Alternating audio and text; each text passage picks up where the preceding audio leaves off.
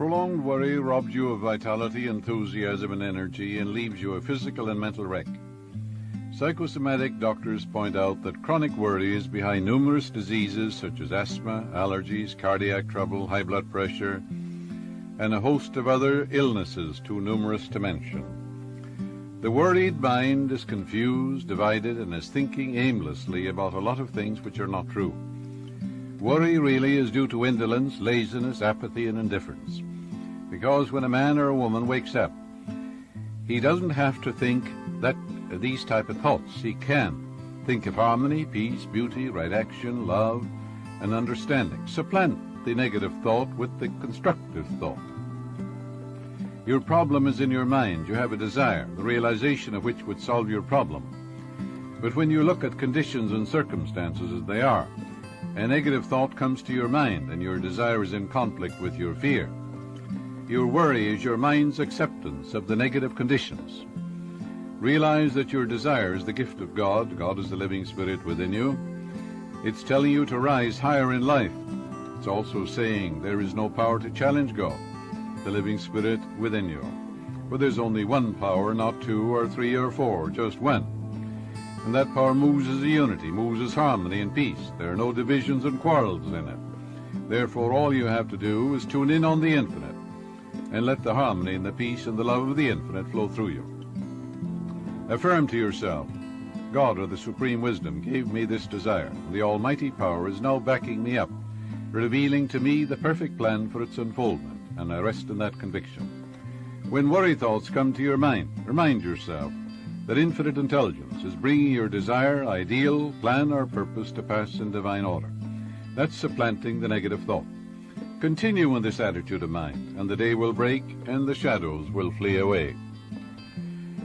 Some time ago, I interviewed a businessman whose doctor told him that there was nothing wrong with him physically, but that he was suffering from anxiety neurosis. Anxiety neurosis is a $25 word for just plain chronic worry. And the word worry, when you translate it from its original radix or root, means to strangle, to choke, which is what man is doing to himself. And this man said to me, every time I pray or think about success, prosperity, and greater wealth, I start to worry about money, my business, and the future.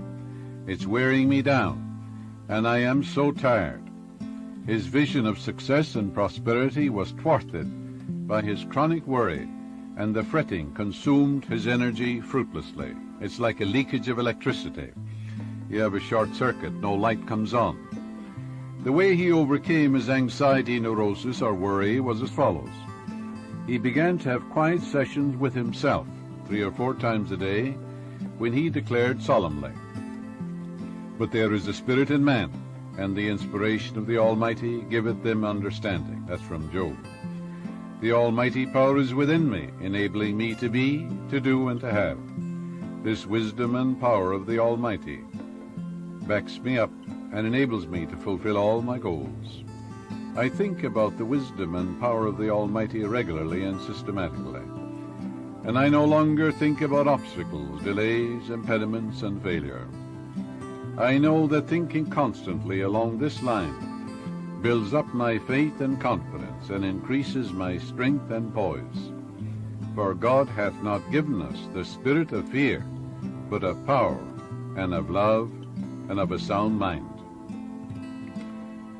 As he continued to do this regularly and systematically, you know what happened. These truths enter into his conscious mind, and then the brain sends these healing vibrations all over his system. They go into his subconscious mind, and like spiritual penicillin, they destroy the bacteria of worry, fear, anxiety, and all these negative thoughts. In a month's time, he arrived at that awareness of the strength, power, and intelligence which were divinely implanted in him at his birth. He has conquered his worries by partaking of the spiritual medicine of the supreme wisdom and infinite intelligence locked in your subconscious depths. About a year ago, a distraught mother visited me, saying that she was terribly worried about her son in Vietnam. I gave her a specific prayer to use night and morning for herself and for her son. Subsequently, her son returned from Vietnam. He married and settled down, and she again came back to see me, just as worried as before. You see, she wasn't worried about the things she said she was worried about.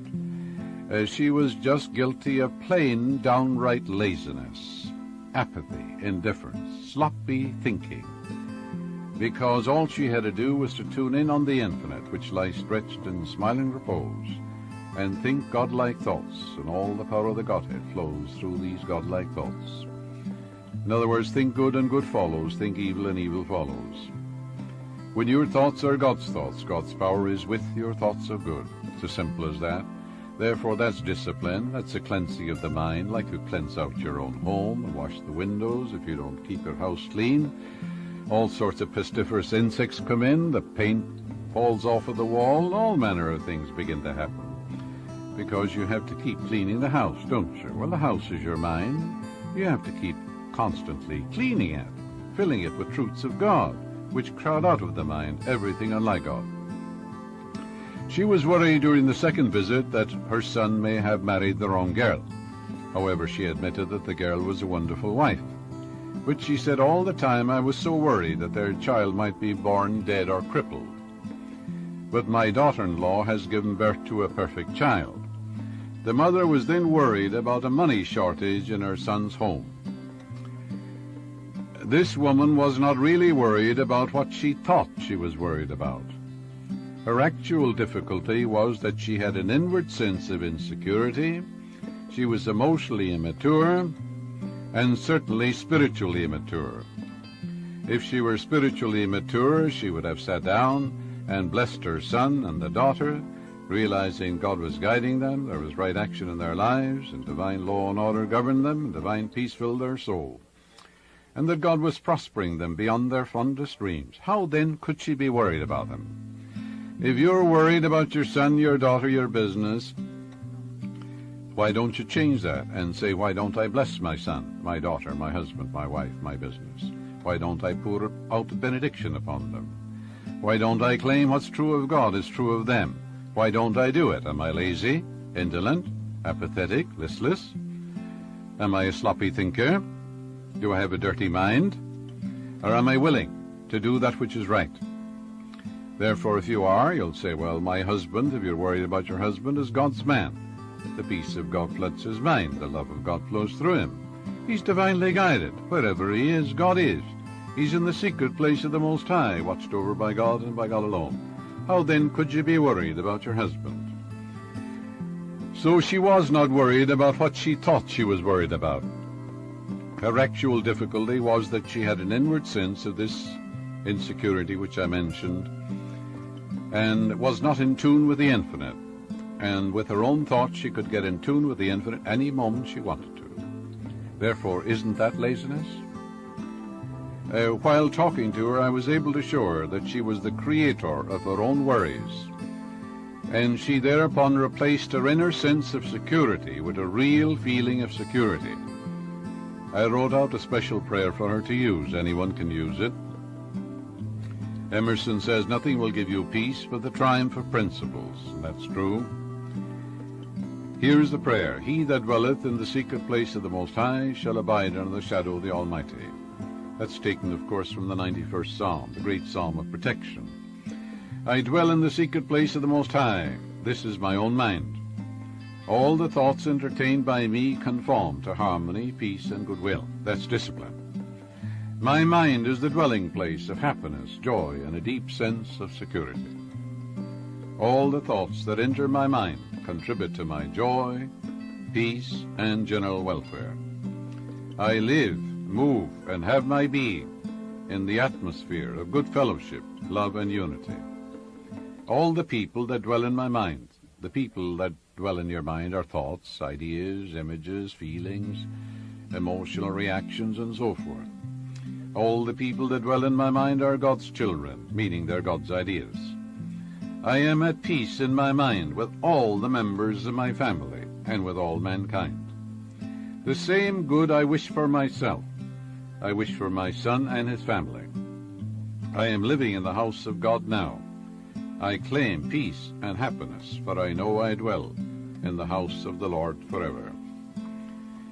She reiterated these truths frequently during the day, and these wonderful spiritual vibrations neutralized and obliterated the disease-soaked worry center in her subconscious mind, which is like a psychic wound, a festering, traumatic wound. She discovered that there were spiritual reserves on which she could call to annihilate the negative thoughts. As she saturated her mind with these wonderful spiritual verities, she became possessed by a deep faith in all things good, and she is now living in the joyous expectancy of the best. A banker recently asked me to give him a simple practical prayer to overcome his anxiety or worry. I suggested that every morning before the day's work he be alone and identify himself mentally and emotionally with these truths. I live, move, and have my being in God, and God is the life principle in you, and you know very well you're alive. And God is the progenitor, the Father of all. So all religions of the world say our Father. And he said, God lives, moves, and has his being in me. You know, that's a wonderful prayer. Did you ever say to yourself, I am the temple of the living God, God lives in me? You know, that's one of the greatest prayers you can use. So he continued by saying, I'm immersed in the divine presence which surrounds me, enfolds me, and enwraps me. My mind is God's mind, for there's only one mind, and my spirit is the Spirit of God. This infinite being within me is the only presence and the only power.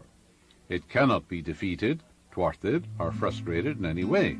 There's nothing to oppose it, challenge it, thwart it, neutralize it. It's almighty. It moves as unity. There are no divisions or quarrels in it. It is all-powerful and all-wise. It is present everywhere. As I unite mentally with this infinite power through my thoughts, I know I am greater than any problem. I grapple courageously with all difficulties and problems, knowing that they're divinely outmatched. And whatever strength, power, and creative ideas I need will automatically be given to me by the divine intelligence within me. I know the infinite lies stretched in smiling repose within me, where all is bliss, harmony, and peace. I am now in tune with the infinite, and as wisdom, power, and intelligence become active and potent in my life. This is the law of my being, and I know God's peace fills my soul. I know I can think of two things at the same time. I can bless my son and denounce him in the same breath. I can think of failure and dwell upon success at the same time in my mind. This is the law of your being, and then God's peace fills your soul. This banker understood what he was doing and why he was doing it. He said to me, as I affirmed these truths, I imagine they're falling down from my conscious to my subconscious mind, and by a process of spiritual osmosis through every atom of my being. Every time I meet him in the bank, he tells me of some additional wonderful event in his life and those of his associates. He is calm, serene, poised, and balanced. He knows that the quiet mind gets things done. He knows you can't think of two things at the same time. He knows that prayer is discipline, that when a fear or worry thought comes to your mind, you supplant it. If a thought of anger comes, you can say, God's peace fills my soul. Do you shovel out the darkness in your own home? No, you turn on the light, don't you? And the light dissipates the darkness, like the sun dissipates the mist. And darkness is absence of light. All you have to do is turn on the light in your own mind. You can say, I dwell in the secret place of the Most High. I abide in the shadow of the Almighty. I will say of the Lord, He's my refuge, my fortress. My God, in Him will I trust. He covers me with His feathers, and under His wings shall I rest. The truth is my shield and buckler. Isn't that a wonderful thing to say? Isn't it a wonderful thing to affirm? Isn't it a marvelous thing to know? Isn't it a wonderful, wonderful thing to do? To practice it, then all the worry will go away.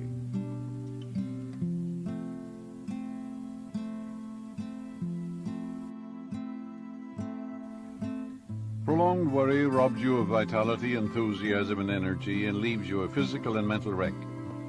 Psychosomatic doctors point out that chronic worry is behind numerous diseases such as asthma, allergies, cardiac trouble, high blood pressure, and a host of other illnesses too numerous to mention. The worried mind is confused, and let the harmony and the peace and the love of the infinite flow through you. Affirm to yourself, God or the supreme wisdom gave me this desire. The almighty power is now backing me up, revealing to me the perfect plan for its unfoldment, and I rest in that conviction. When worry thoughts come to your mind, remind yourself that infinite intelligence is bringing your desire, ideal, plan, or guided, and is thinking aimlessly about a lot of things which are not true. Worry really is due to indolence, laziness, apathy, and indifference.